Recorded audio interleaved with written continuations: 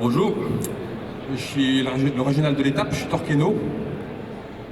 Donc effectivement, une histoire qui a duré 3 ans. On s'est penché sur une chambre d'hôtel, 3 étoiles. Alors pourquoi? Parce qu'il fallait un prétexte.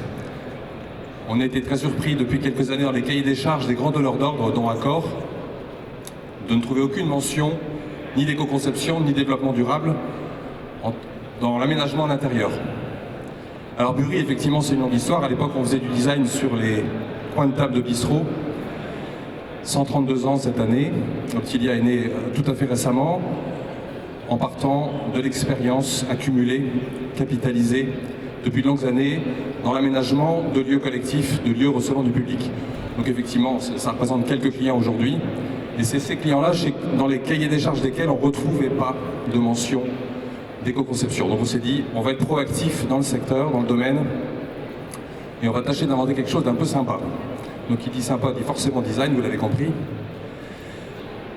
Et donc alors quand je dis on a, c'est Stéphanie Froger chez nous et Maximilien Bacland qui ne sont pas là ce soir, donc c'est pas eux qui ont le loisir d'en parler, mais j'en parle pour eux.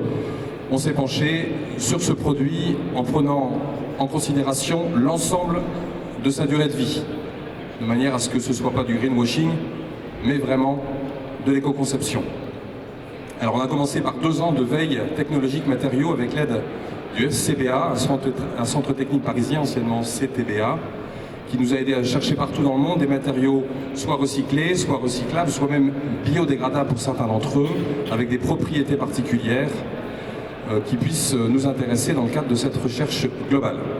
Voilà, donc on a ici un petit avant-goût avec la tête de lit et le couchage de cette chambre dessinée par Anne-Stéphanie, donc qui utilise les matériaux sourcés et puis qui a essayé de travailler sur l'éclairage, sur l'espace, parce qu'avec l'espace réduit qu'on a utilisé, qui était de 15 mètres carrés, c'est extrêmement petit, il fallait optimiser. Donc on voit ici qu'on a utilisé par exemple des matériaux qui permettent une certaine transparence entre la zone de couchage et la salle de bain, mais aussi de renvoyer la lumière d'un endroit à l'autre en minimisant l'énergie consommée. C'était bien sûr un des axes de travail, diminuer la consommation d'énergie. On a travaillé bien sûr également sur l'espace bureau, qui est réversible.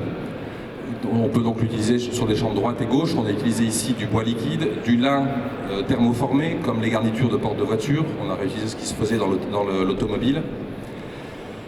Et puis on s'est efforcé que ces éléments soient prééquipés intégralement d'usine, en électricité, en conduit.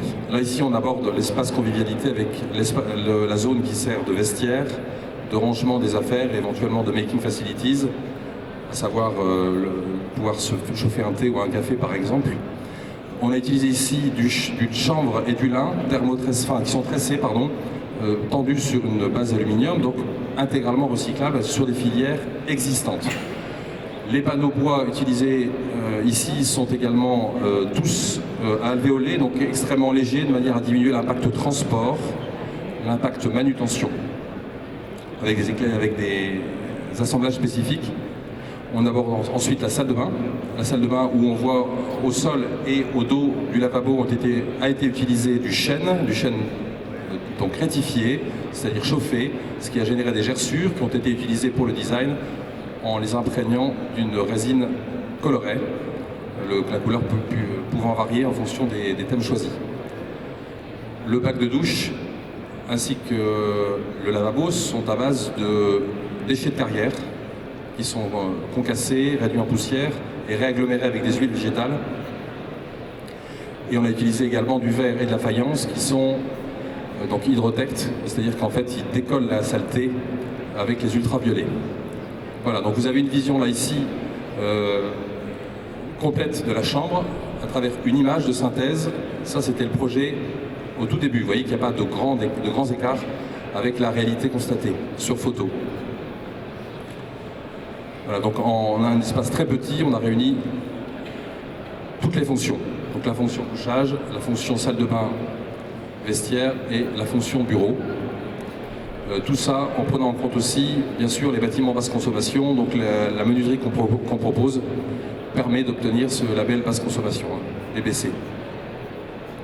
Voilà, tout ce qui est literie a été traité en chanvre ce qui évite le repassage, enfin ça peut éviter le repassage pour ceux qui le choisissent, et en plus ça a des capacités thermorégulatrices.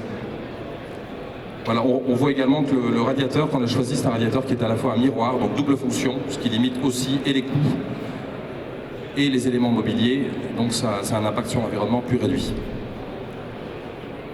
Voilà la vision un peu design, on voit là que les couleurs et la lumière jouent beaucoup. On remarque aussi qu'il y a même au niveau de la tête de lit un coussin en bois, ce qui est tout à fait inattendu. Donc on a à la fois le bois et le confort du coussin puisqu'il y a une mousse derrière le bois.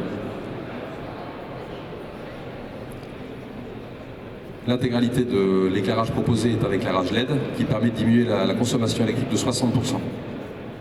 C'était, je vous rappelle, un projet qui a déjà 3 ans, donc à l'époque, on était un peu précurseur.